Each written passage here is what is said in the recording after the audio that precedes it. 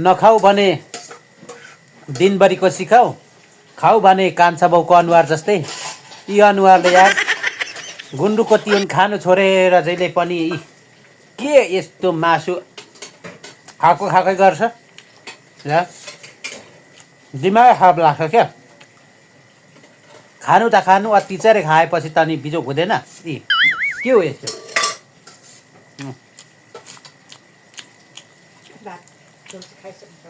हालैभरि मासु नै मासु, के गर्नु?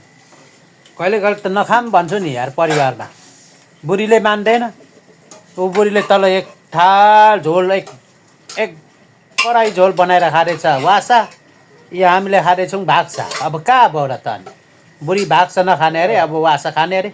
हेर्नु त, नखाम भन्छु क्या। सिस्नु अनि गुन्द्रुक अनि यसो करेलाको यसो तरकारीहरू सागपातहरू खाम भनेर भन्छु जहिले तैले यार मान्दैन। खालि मासु खाऊ मासु खाऊ। यी मैले त्यस्तो भत्र भलात्मी तरिकाले बसेर चाहिँ आज त मासु खाँदैछु ल। के हो यार, जिन्दगीमा यस्तो छ नि मासुको चोक्ता। गाइस, यो मासुको चोक्ता पनि कस्तो आन्द्रामा गएर बसिराख्दो होला नि यार। अनि कतै उँभो लागिन्छ त यस्तो मासु खाएर।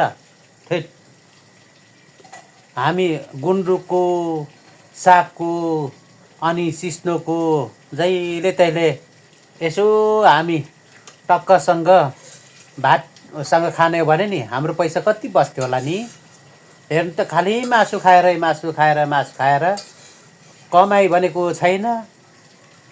यसो पङ सुतो बसो अनि यसो बेलुका भयो कि मासु, बिहान भयो कि मासु, अनि कहाँ हुन्छ त? पेटलाई पनि कहिले पनि आराम छैन हो साथी हाम्रो त। तपाईँहरूको कस्तो छ? यो मेरो पेटलाई त कहिले आराम छैन। भत्र बलात्मी तरिकाले बसेर पो त आज त याममै बसेर चाहिँ गम खाइरहेको छु ल। हेर्नु न,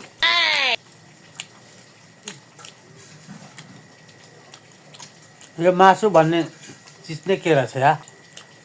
यो मुखले साह्रै खोजे गर्छ मासु भन्ने चिज। थेट ल, आजको दिन तपाईँहरूको पनि आजको रात चाहिँ शुभ रहोस्, शुभ सपनी होस्। तपाईँहरू पनि कस्तो भान्सामा बस्नु भएको छ, भान्सा कस्तो गर्नु भएको छ, कस्तो तरिकाले पकाएर खानु भएको छ, सबैले मेन्सन गर्नु होला। यो मेरो भिडियोलाई मन परेमा नि यसो, र यो काले हप्सीलाई पनि मन परेमा नि यसो लाइक गर्नु, कमेन्ट गर्नु चाहिँ नभुल्नु ल। आजको भिडियोबाट ओके बाई। भोलि फेरि भेटौँ होला ल, एका बिहानै सबेरै। Okay by.